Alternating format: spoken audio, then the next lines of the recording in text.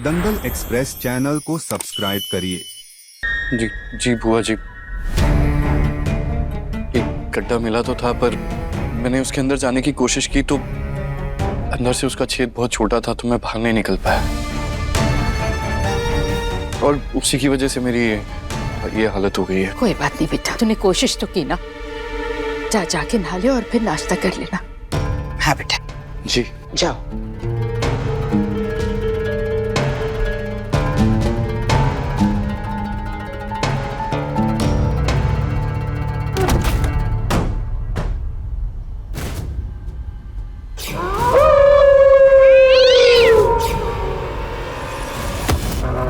क्यों ना कहती रही कि भेड़िया है, पर मैं उसकी बात कभी नहीं मान रहा था। हमेशा उससे अंधविश्वासी कहता रहा, उस पर शक करता रहा, कहा कि उसका वहम है, ये सब फिल्मी बातें हैं। ये कैसे हो सकता है मेरे साथ? ये सब तो कहानियों में होता था ना। ये जब ताई जी पर, बुआ जी पर शक किया, तब भी मैंने उस पर चिल्लाया, नहीं मानी उसकी बात। और अब पता चल रहा है कि मैं ही भेड़िया हूं। कैसे बताऊंगा कहना को ये सब? कैसे, क्या जवाब दूंगा उसकी बातों का जब मेरे पास खुद ही कोई जवाब नहीं है? कैसे?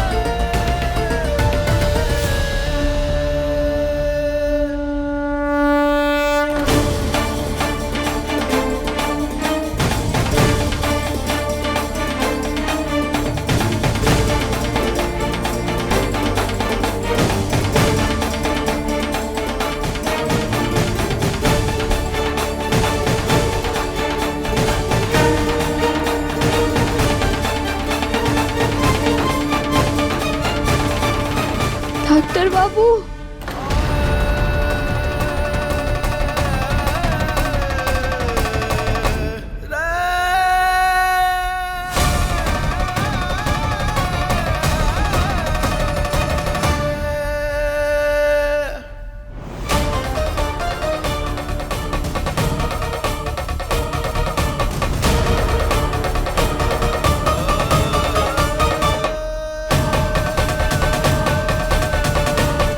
डॉक्टर बाबू,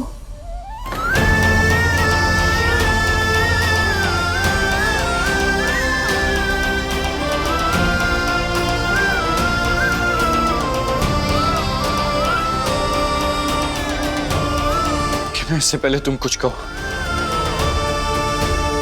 मैं तुम्हें कुछ बताना चाहता हूं।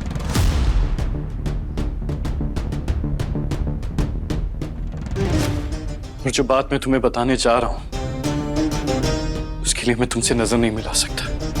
तो बेहतर यही होगा कि हम ऐसे ही बात करें। कहना बात यह है कि तुम सही थी। भेड़िया मानव होता है, वो हमारे घर में ही है, पर कहना वो कोई दूसरा नहीं है। मैं ही हूं भेड़िया मानव, और इसके लिए तुम्हें जो कहना है, जो करना है, वो तुम कर सकती हो। मैं तुम्हें कुछ नहीं कहूंगा। कहना कहना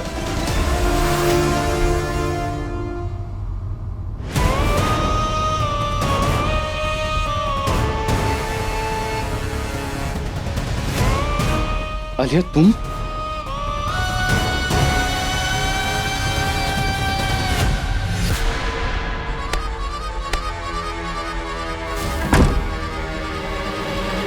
विश्वन, तुम और भेड़िया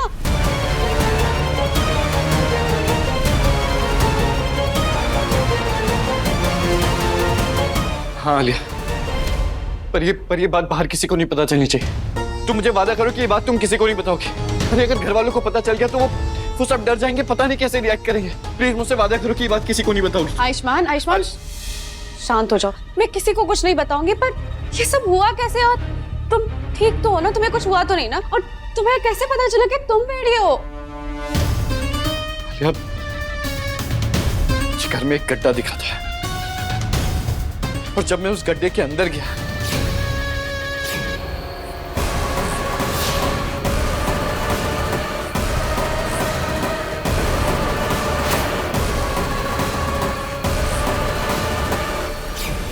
आलिया, मुझे कुछ समझ में नहीं आ रहा है कि मैं क्या करूं। मुझे बात किसी को तो बतानी थी और जब गहना की आवाज आई तो मुझे लगा कि गहना अंदर आई है और इसीलिए मैंने सब कुछ बता दिया, पर वहां गहना नहीं थी, तुम थी।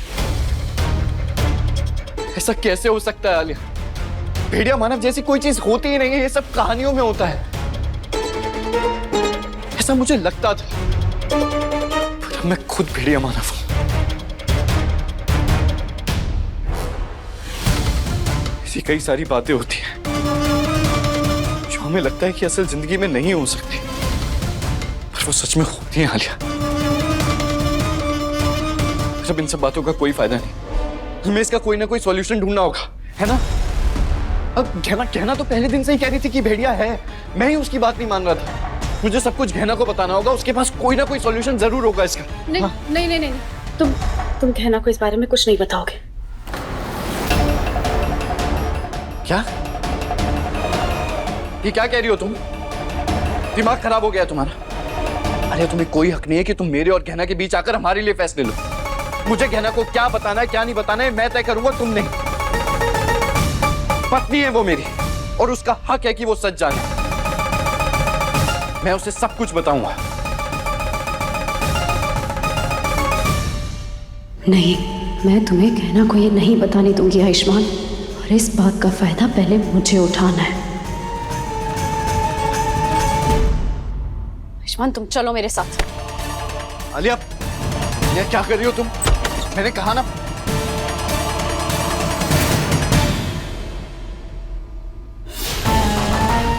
अच्छा हुआ मैंने गहना को तभी बेहोश कर दिया था।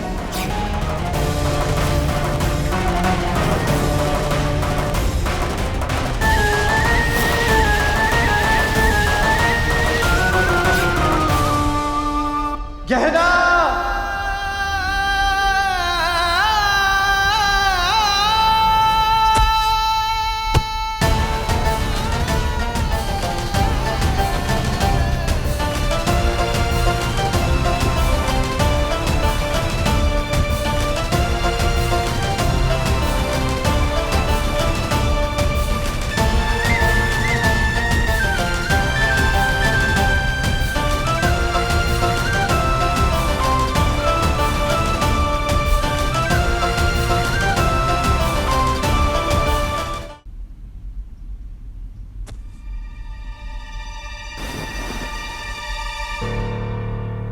ये बाहर बेहोश पड़ी थी, तुमने मुझे बताया क्यों नहीं?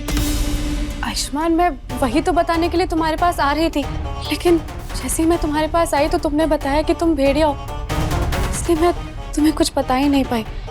पर इसे हुआ क्या है? ये बेहोश कैसे हुई है? हाँ, तो हो सकता है कि उसने तुम्हें रात को भेड़िया बनते हुए देख लिया होगा और तुमने इस पे हमला करने की कोशिश की होगी, इसलिए ये डर के मारे बेहोश हो गई होगी। वरना और किस वजह से बेहोश हो सकती है? हाँ, मैं ऐसा कैसे कर सकता हूँ? पर मुझे याद है जब मैं रूम में आया था तब गहना बाहर नहीं थी। क्या सच में गहना की इस हालत का जिम्मेदार मैं? मेरे से डरकर बेहोश हुई है। आयुष्मान, मैं जानती हूँ तुम इस समय कैसा महसूस कर रहे हो। तुम्हें बुरा लग रहा है, तुम्हें लग रहा है कि तुम्हारी वजह से गहना ने पूरे घर को बंद कर दिया था ना। उसके बाद कमला आंटी पे, राघव अंकल पे, चकोरी ताई जी पे, बुआ जी पे, सब पे हमला हुआ था। और आयुष्मान, इसमें तुम्हारी कोई गलती नहीं है। शायद हो सकता है कि भेड़िया बनने के बाद तुम खुद को पहचान ही नहीं पाते होंगे, इसलिए तो तुमने गहना पे भी